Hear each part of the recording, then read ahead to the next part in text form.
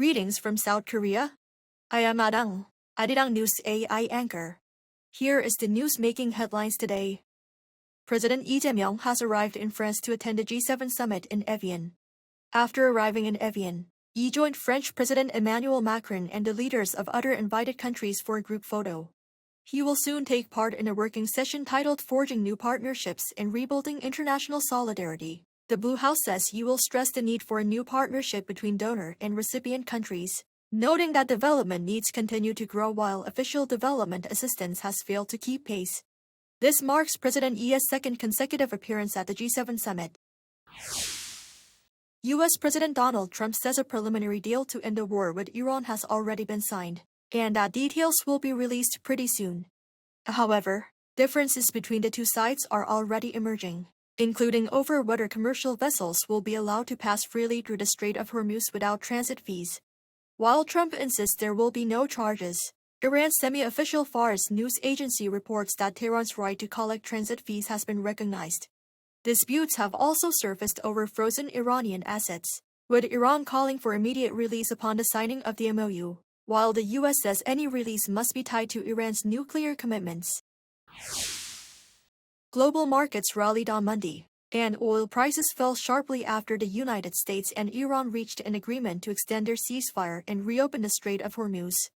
The S&P 500 climbed 1.7%, while the Dow Jones Industrial Average gained 468 points, or 0.9%. The Nasdaq Composite jumped 3.1%, led by strong gains in semiconductor shares. Oil prices moved in the opposite direction. Brent crude for August delivery settled at $83.20 a barrel, down 4.9% from the previous session.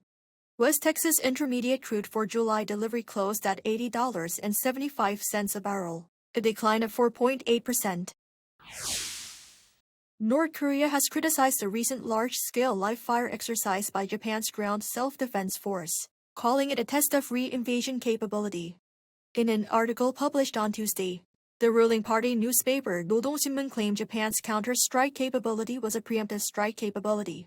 It also said that the participation of long-range missiles and high-speed glide weapons in the early June exercise shows Japan has entered a stage of actively preparing for preemptive strikes.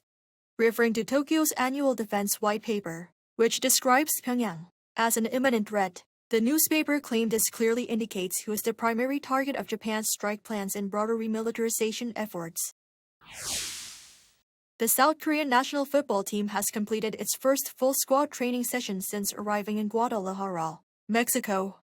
Led by head coach Hong Myung-bo, South Korea trained on Monday, 3 days ahead of its second Group A match at the 2026 FIFA World Cup against Mexico. Midfielder Bae Jun-ho and defender Kim Tae-hyun, both recovering from injuries, rejoined team training, allowing all 26 players to take part in a full session together for the first time since the squad arrived in Guadalajara. Bae had suffered an ankle injury during a friendly against Trinidad and Tobago in May, while Kim injured ligaments in his left ankle during training 2 days before Korea's victory over Czechia. That is all from me today. Thank you for watching.